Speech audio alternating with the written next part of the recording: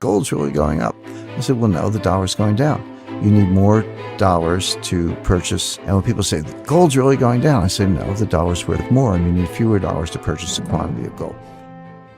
We have new numbers regarding how much gold central banks are buying, 400 tons in Q3 this year, records and numbers we haven't seen since the 80s.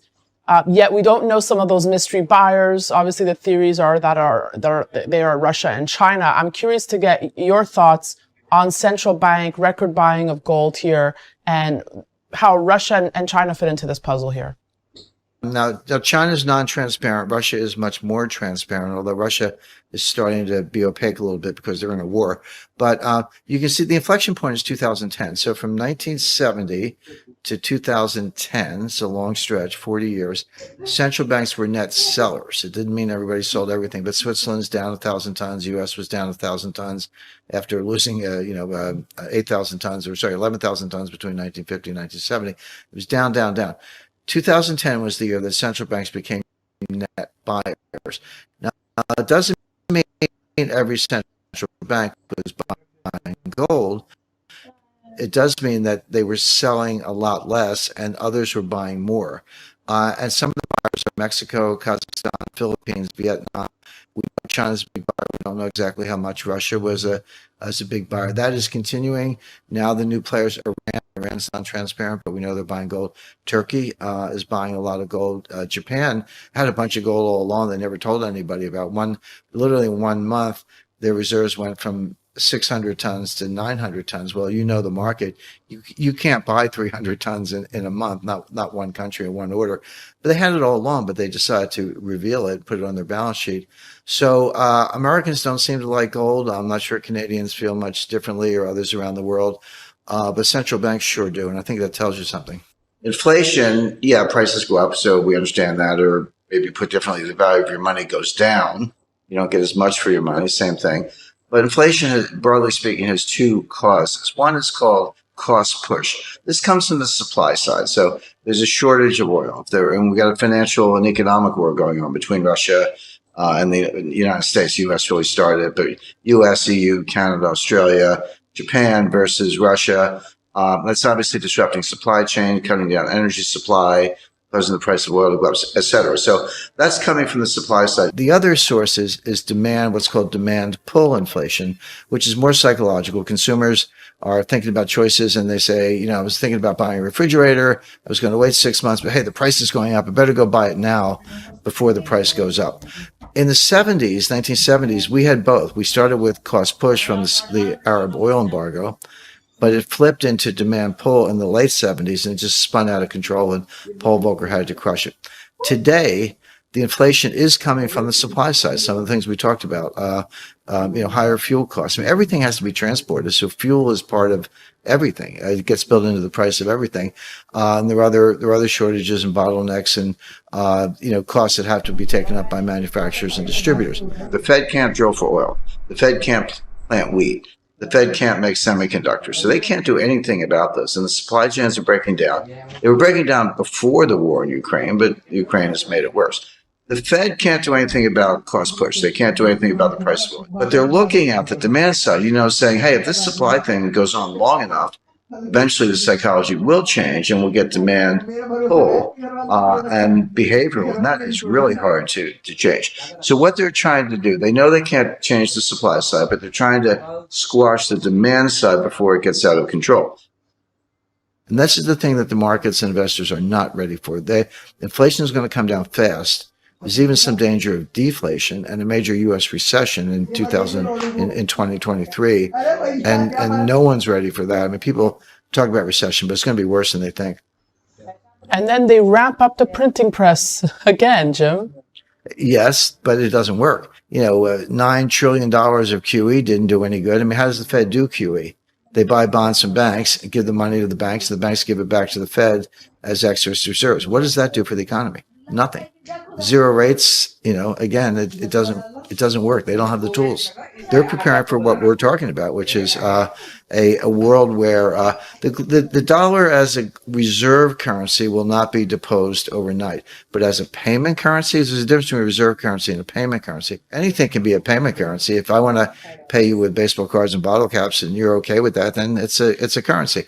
So when we see the BRICS Plus, the Shanghai Cooperation Organization, OPEC Plus, China individually, all these countries are the Eurasian European Economic Union, which is Putin's answer to the EU. All of these organizations are working on new payment systems right now, and they're going to start to roll them out this year and later. So that's going to be a radical change in how we pay for things. When the price goes up, I would say that what's really happening is the dollar is going down.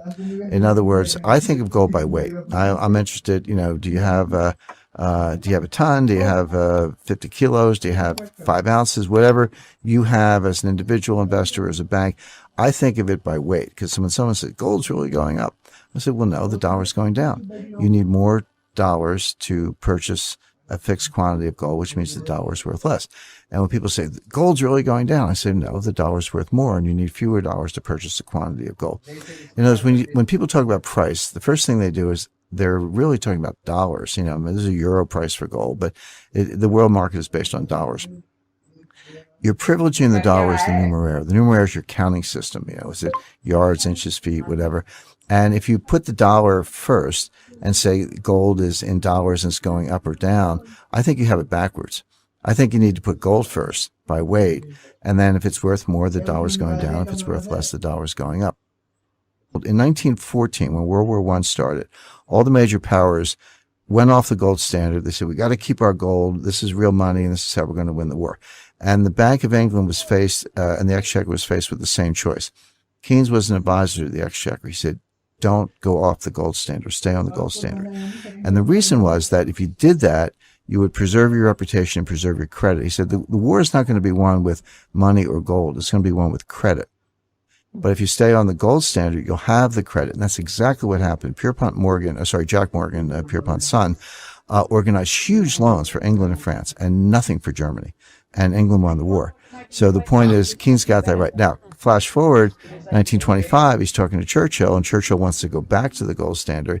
And Keynes is telling you got the price wrong. We can't go back at, £4.25 or whatever the exact rate was. We've got to devalue the sterling by half because we doubled the money supply to fight the war. Churchill ignored Keynes's advice, and they went into a depression before the rest of the world. Flash forward 1944, you're at Bretton Woods. Keynes wanted a gold standard. And this isn't speculation. He wrote papers. He gave formal presentations. So 1914 is pro-gold. 1925, he's telling Churchill, you're nuts. You can't go back to a gold standard at this price. 1944, he's pro-gold again. I call that a pragmatist. Supply-side inflation can feed to the demand side. Demand-side inflation can feed on itself. But supply-side inflation alone does not feed on itself. It tends to destroy itself. There's an old the cure for high oil prices is high oil prices. In other words, if you make them high enough, and going back to what I just said about putting gas, think of all the things you're not spending money on. And that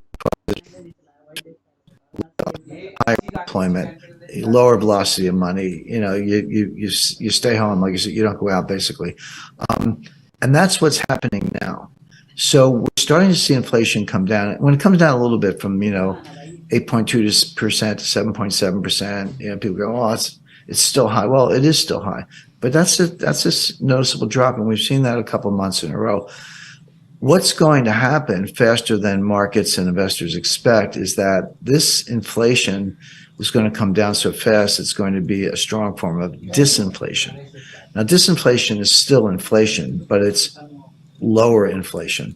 In terms of response functions, it bears a closer resemblance to deflation than it does to inflation, even though it's still a form of inflation. When when inflation's coming down, what else is going on? Well, real interest rates are going up, and the economy's slowing down.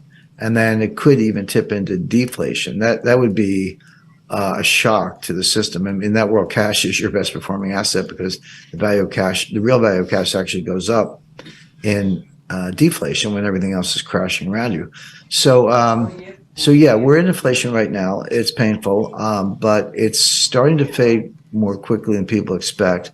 And my forecast, based on a lot of analysis, and it's all in the book, sold out, is that this disinflation, borderline deflation, will prevail, and by really just in a few months, January, February, March 2023, if not sooner, we're going to be in a very severe recession.